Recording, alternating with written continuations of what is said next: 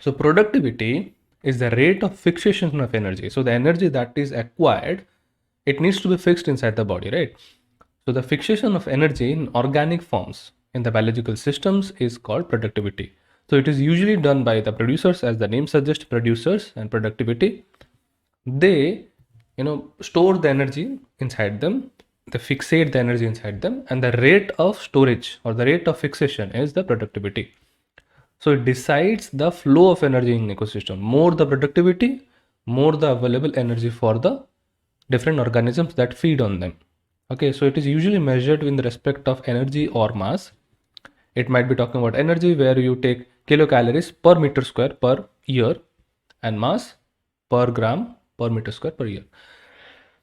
So the thing is, when we talk about productivity, we are talking about production, that is available organic matter. So the rate at which a component is fixing in an autotroph, that is the primary production. I mean, plants take CO2, plants take water, plants take energy, all of them combine together to form, glucose and starch and carbohydrates and stuff. So all of these are stored, and all of these are stored in a form that is utilized by the other organisms or heterotrophs. So the amount of energy that is available for the heterotrophs and the rate at which the is being stored is the primary production. In short, to simplify things, it is just the rate of photosynthesis and the rate of storage, the rate of fixation of energy.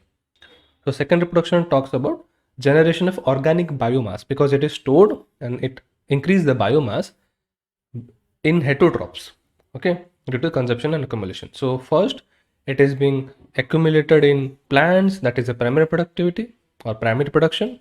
Next, the amount of biomass which is stored in case of the plants and is absorbed by the accumulated by the heterotrophs will become the secondary production.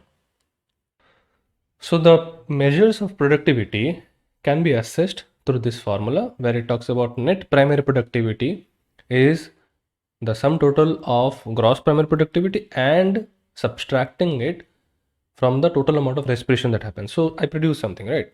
Let's say I produce a plant produced this amount of let's say 10 glucose items. Now the thing is, the plant also needs some sort of energy to carry on things, so it will take in some sort of glucose. So let's say it takes 2 glucose molecules. The amount of energy that is remaining is the primary productivity in the plants, right? So that is 8 points, or let's say 8 glucose molecules. So that is the primary productivity. Actually, the amount of productivity that a plant has can be measured with respect to the climatic conditions around, the transpiration rates or the respiration rates, as well as the amount of chlorophyll. So more the amount of chlorophyll, more the amount of productivity, obviously, and less the transpiration and the respiration, less the expenditure. Okay, so we can test the productivity by available chlorophyll or dry weight chlorophyll, as well as amount of transpiration, as well as amount of respiration or amount of production of CO2. So these are few measures in which it can be measured. Okay, so you can measure chlorophyll, you can measure the carbon intake or output, you can measure the total amount of transpiratory gases that are produced, you can measure the total amount of glucose that has been produced.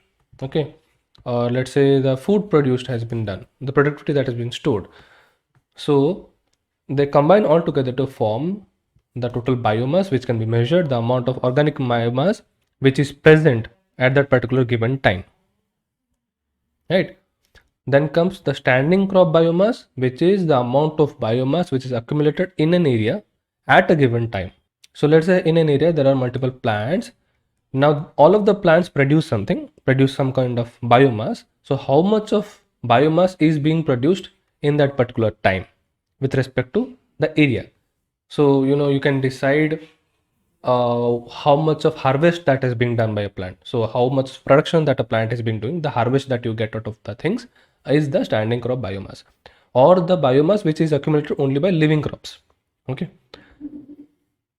So when we talk about living crops, there should be obviously some loss by death, right? So there is some loss by death and then there is some loss by consumption. So total loss of biomass can be calculated with respect to the death and the consumption that has been done with respect to the biomass.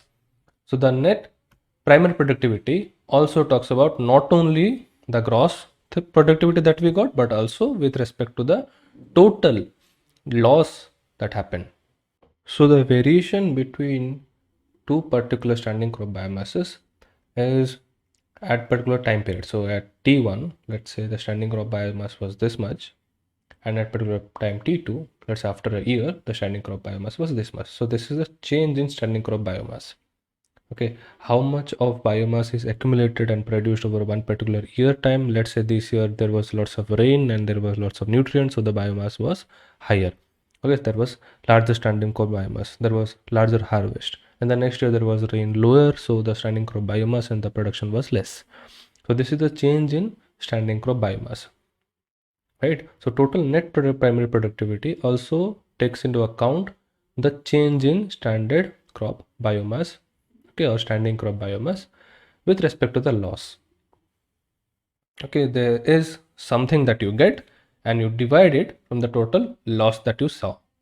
Okay, and in short, that will give an idea about how much of productivity that a certain patch of land is giving out. So we are talking about how much of glucose it is being producing and how much of glucose is being utilized. Apart from that, how much of death happened in that particular scenarios, how much of plants are living, okay, and how much of plants that are living are being consumed or have been consumed. So all total that will give an idea about the productive nature of the patch of land.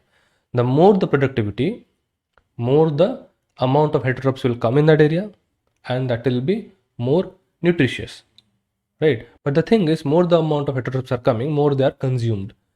So a land which has multiple factors, it should be also taken into account that how much is it producing, how much it is accumulated, how much it is utilized, and all sort of that interactions combinedly gives an idea about productivity.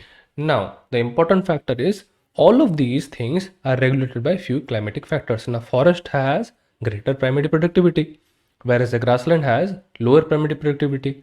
Now, the thing is, plants with shorter leaves or grasses have lower primary productivity because they have lower chlorophyll content and lower amount of glucose storage, right?